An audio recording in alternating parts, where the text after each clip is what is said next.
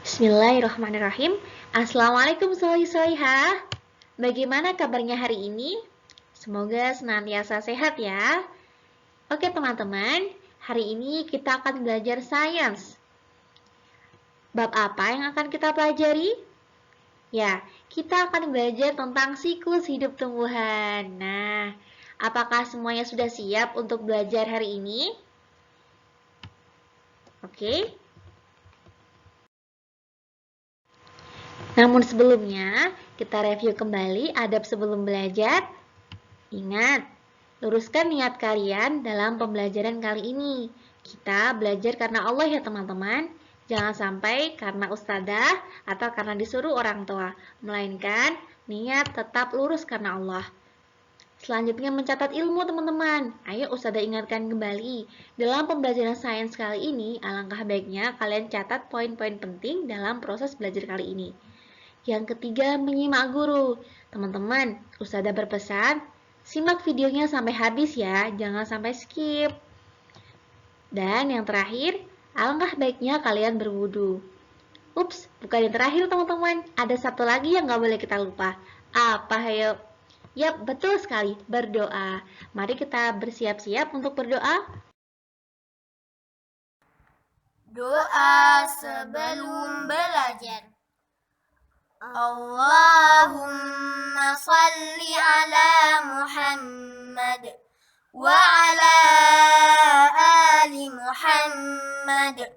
Raditu billahi rabba wa bil islami dina wa bi Muhammadin sallallahu alaihi wasallam nabiyya.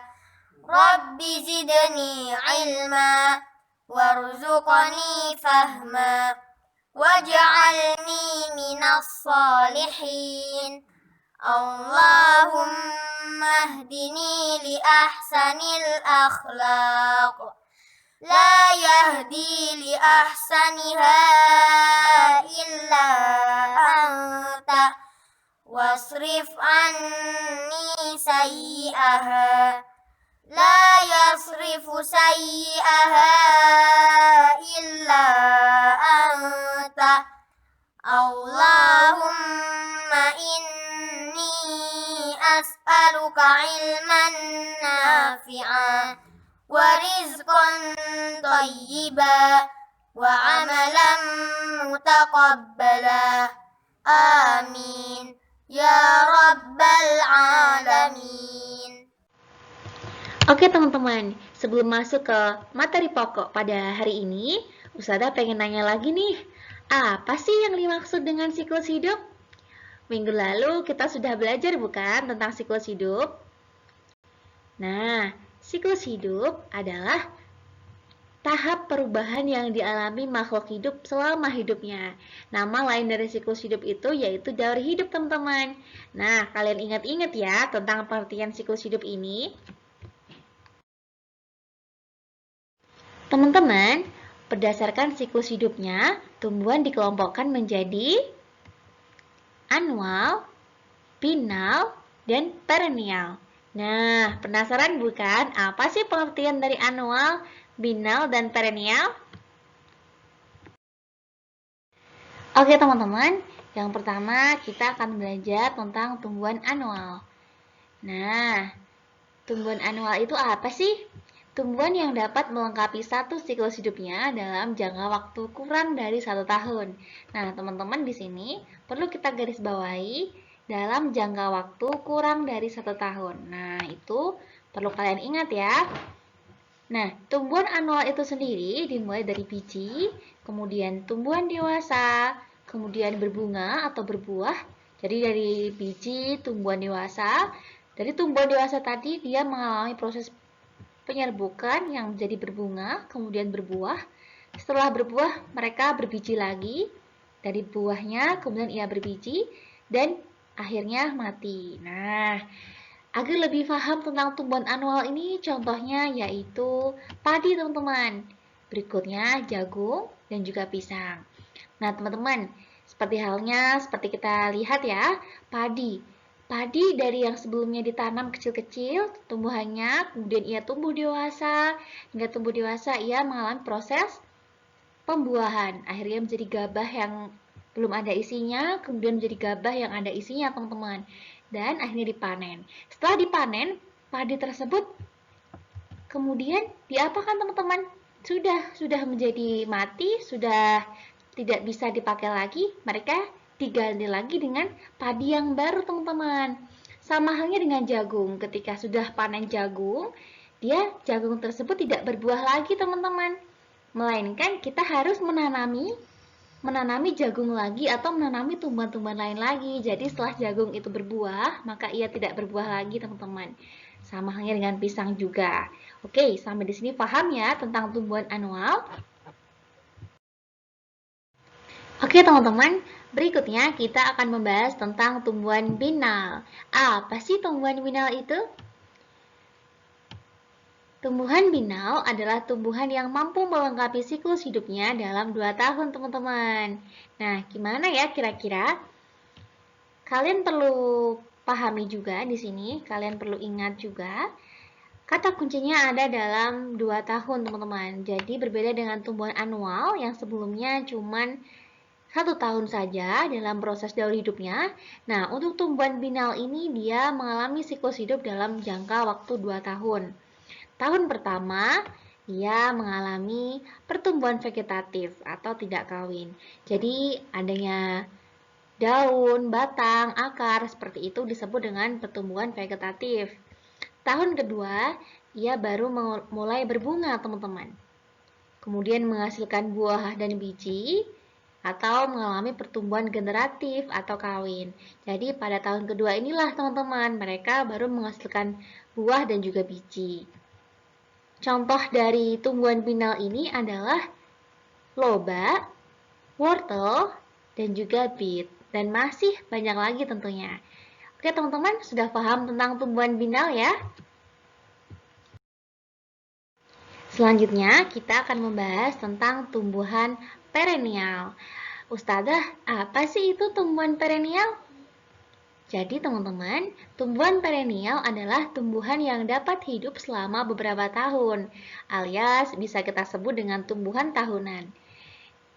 Setiap tahun mereka berbunga serta menghasilkan buah dan biji. Contohnya apa saja ya kira-kira? Mangga teman-teman. Nah, kalian sering kan sekarang melihat buah mangga? Karena sekarang lagi musim mangga teman-teman, jadi hampir di setiap sudut kota, bahkan di kampung-kampung halaman kita juga ada kan pohon mangga yang sekarang sedang berbuah. Kemudian jambu teman-teman. Nah, jambu ini juga termasuk tumbuhan perennial, karena ia hidup selama beberapa tahun. Berikutnya yaitu tumbuhan, apa ini? Tumbuhan apa ya kira-kira?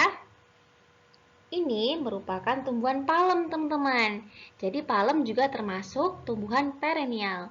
Dan contoh tumbuhan perennial ini masih banyak lagi tuh, teman-teman. Jadi nggak cukup ini aja ya. Oke, sampai di sini sudah paham tentang tumbuhan perennial? Jadi yang paling harus kalian ingat adalah tumbuhan perennial, tumbuhan yang hidup selama beberapa tahun. Jadi bedanya tuh pada jangka waktu kehidupan mereka ya, teman-teman. Jadi ingat, teman-teman, setelah kita mengetahui daur hidup atau siklus hidup dari tumbuhan, alangkah baiknya kita juga mengetahui loh bagaimana cara atau bagaimana upaya pelestarian makhluk hidup. Jadi jangan sampai skip dan tetap simak videonya, oke? Berikut merupakan upaya pelestarian tumbuhan dan hewan, teman-teman. Yang pertama yaitu reboisasi. Reboisasi tidak hanya bermanfaat untuk pelestarian tumbuhan, tetapi juga bermanfaat bagi pencegahan banjir, longsor, dan juga kekeringan, teman-teman.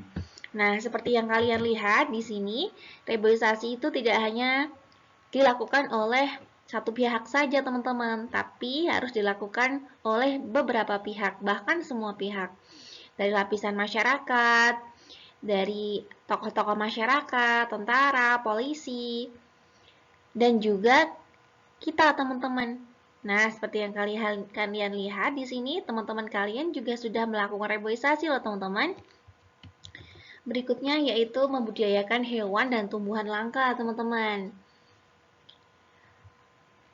Membudidayakan hewan dan tumbuhan adalah mengusahakan agar tidak punah sehingga memberikan manfaat bagi manusia. Teman-teman, pernahkah kalian melihat tumbuhan ini? Kira-kira ada yang tahu ini tumbuhan apa? Yap, betul sekali. Ini adalah tumbuhan kantong semar. Mungkin hanya beberapa atau sebagian kecil dari kalian yang mengetahui tumbuhan ini. Kenapa kok tumbuhan ini jarang sekali ditemui, teman-teman? Karena tumbuhan ini sudah langka, teman-teman. Sudah termasuk ke dalam tumbuhan langka. Sama halnya dengan komodo. Komodo adalah salah satu hewan langka di Indonesia. Dahulu, komodo itu jumlahnya banyak sekali. Tapi semakin kesini, jumlahnya semakin sedikit. Apalagi yang proses perkembangbiakan komodo yang lumayan susah dibandingkan hewan-hewan yang lainnya. Maka ia termasuk ke dalam hewan yang langka, teman-teman.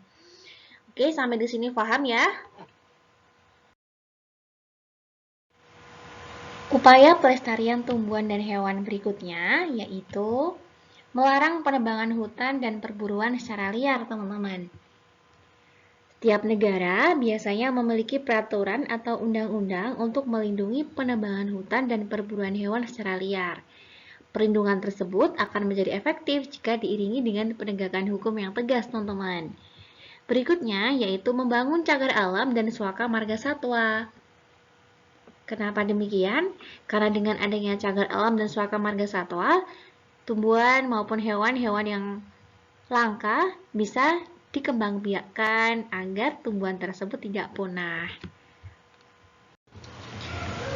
Upaya pelestarian tumbuhan dan hewan berikutnya yaitu tidak menggunakan pakaian dari bagian tubuh hewan yang dilindungi. Coba perhatikan, di sini ada salah satu model pakaian ya, yang bagus banget di sini. Ada bulu-bulunya dan terlihat fashionable tentunya. Tapi coba lihat gambar yang ini, teman-teman. Adakah dari kalian yang mengetahui ini gambar apa? Ya, betul sekali. Ini adalah gambar kulit binatang, teman-teman. Sepertinya ini binatang beruang yang diambil kulitnya. Nah, bahan utama dari pakaian ini adalah bulu-bulu ini, teman-teman. Sekilas memang ketika kita menggunakan pakaian-pakaian seperti ini, kita terlihat keren, tampilannya pun bagus. Tapi dampak yang lain adalah tumbuhan dan juga hewan yang digunakan untuk membuat pakaian-pakaian seperti ini akan punah. Karena mereka akan diburu, kemudian digunakan untuk bahan utama dalam proses pembuatan pakaian yang seperti itu. Jadi, kita alangkah baiknya tidak menggunakan pakaian dari bagian tubuh hewan yang dilindungi ya teman-teman, agar hewan-hewan ini tidak punah. Berikutnya yaitu melibatkan peran serta masyarakat. Teman-teman, kita perlu memahami peran hewan dan tumbuhan dalam kehidupan di alam. Hal tersebut diharapkan akan muncul kepedulian kita terhadap keberlangsungan hidup hewan dan juga tumbuhan. Jika seluruh komponen masyarakat telah memahami peran hewan dan tumbuhan di alam ini, maka tidak akan ada lagi perusakan lingkungan oleh manusia. Jadi, kita yang sudah mengetahui tentang dampak buruk dari perburuan hewan, kemudian pemotongan kayu secara liar, yuk mulai sekarang kita galakkan reboisasi, kita coba menjaga tumbuhan dan hewan di sekitar kita sebagai usaha kita untuk pelestarian tumbuhan dan hewan. Oke, sampai di sini paham ya? Teman-teman, setelah kita belajar tentang siklus hidup hewan dan juga tumbuhan, ayo kerjakan. Carilah proses siklus hidup hewan dan tumbuhan berikut, perannya di alam, serta upaya pelestariannya. Untuk hewannya, capung, komodo, dan orangutan. Untuk tumbuhannya, yaitu teratai, bunga matahari, dan juga manggis. Jadi teman-teman, semangat untuk mengerjakan. Oke, jika ada kesulitan, kalian bisa tanya kepada Ustadzah. Sekian pembelajaran kita pada hari ini. Marilah kita akhiri dengan berdoa. Doa sesudah belajar. Allahumma sholli ala Muhammad wa ala ali Muhammad. Allahumma inni a'udzu bika minal ajzi wal kasal wal jubni wal bukhl wal harami wa adzabil qabr. Allahumma ati nafsi taqwaha wa zakkiha anta khairu man zakkaha anta waliyuha wa maulaha. Allahumma inni a'udzu bika min ilmin la yanfa' wa min qalbin la yakhsha' wa min nafsin la tashba' wa min da'watin la yustajabu laha. Allahumma faqqihna fid din. Subhanaka Allahumma wa bihamdika asyhadu an la ilaha illa anta astaghfiruka wa atubu ilaik. Baiklah teman-teman, semoga apa yang kita pelajari hari ini bisa bermanfaat buat kita semua. Thank you. Wassalamualaikum warahmatullahi wabarakatuh.